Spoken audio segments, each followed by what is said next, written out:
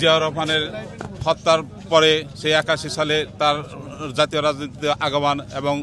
1982 সালে বিএনপির যখন দায়িত্বভার গ্রহণ করে তখন স্বৈরাচারী এরশাদ সরকার তখনকার রাষ্ট্রপতির কাছ থেকে ক্ষমতা ছিনে নেয়। তখন সেই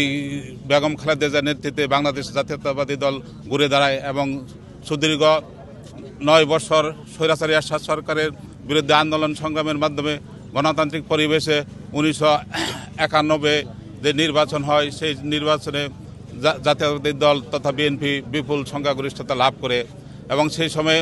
বাংলাদেশের রাষ্ট্রপতি শাসিত সরকার ছিল, কিন্তু গণতন্ত্রকে প্রাতিষ্ঠানিক রূপ দেওয়ার জন্য আমাদের দেশনেত্রী বেগম খালেদা জিয়া তখন মন্ত্রী শাসিত সরকার কায়েম করে। অর্থাৎ গণতন্ত্রের যে উত্তরণ, গণতন্ত্রের যে যাত্রাপথ বারবার বাধাগ্রস্ত হচ্ছিল এবং বিঘ্নিত হচ্ছিল, সেই সমস্ত বাধা বিপত্তিকে অতিক্রম করে জাতীয়তাবাদী শক্তিকে আবার সুসংগঠিত করে 91 থেকে 96 পর্যন্ত বাংলাদেশের যে অবকাঠামো, রাষ্ট্রীয় অবকাঠামো, ভৌতপূর্ব অবকাঠামো, বিভিন্ন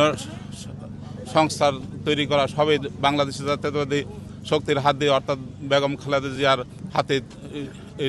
প্রতিষ্ঠিত হয়েছিল। কিন্তু 96-এর পরে আরেকটি সরকার, তত্ত্বাবধায়ক সরকার নীল নকশার মাধ্যমে বিএনপিকে ক্ষমতা থেকে সরে আবার তারা ক্ষমতায় আসে এবং সেই বাংলাদেশ আবার স্বাধীনতা এবং সার্বভৌমত্বের যে এই মুক্তিযুদ্ধের যে চেতনা নিয়ে বাংলাদেশ স্বাধীন হয়েছিল, বাংলাদেশে একটি গণতান্ত্রিক সরকার প্রতিষ্ঠিত হয়েছিল। তারা সেই সমস্ত গণতান্ত্রিক অবস্থানকে বৃদ্ধাঙ্গুলি দেখে ভারতের দাবিদারি শুরু করে এবং তারই ধারাবাহিকতায় আবার আন্দোলন সংগ্রাম ম্যাডামের নেতৃত্বে আমরা বাংলাদেশ জাতীয়তাবাদী দল দীর্ঘ 6 বছর আন্দোলন সংগ্রামের পরে 2001-এ আবার বিএনপিকে এই দেশের মানুষ বিপুল ভোটে জয়যুক্ত করে। কিন্তু সেই 2001 থেকে 2006 পর্যন্ত বাংলাদেশের বিপুল জনগোষ্ঠীর সমর্থন থাকা সত্ত্বেও 2006-এর সেই আওয়ামী বাকশালীর চক্রান্তে সেই লগি বইটার আর আন্দোলন সংগ্রামের পর থেকে আবার বিএনপি রাজনীতি থেকে অর্থাৎ মূল মঞ্চ থেকে ক্ষমতার কেন্দ্রবিন্দু থেকে সরে দাঁড়ায় এবং বাংলাদেশ চলে যায় আমাদের পার্শ্ববর্তী দেশ ভারতের করতলে, অর্থাৎ আমাদের স্বাধীনতা এবং সার্বভৌমত্বকে ভুলণ্ঠিত করে ওই সে আওয়ামী বাকশালী চক্র দীর্ঘদিন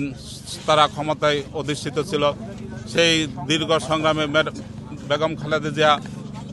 নেতৃত্ব দিয়ে আজকে একটি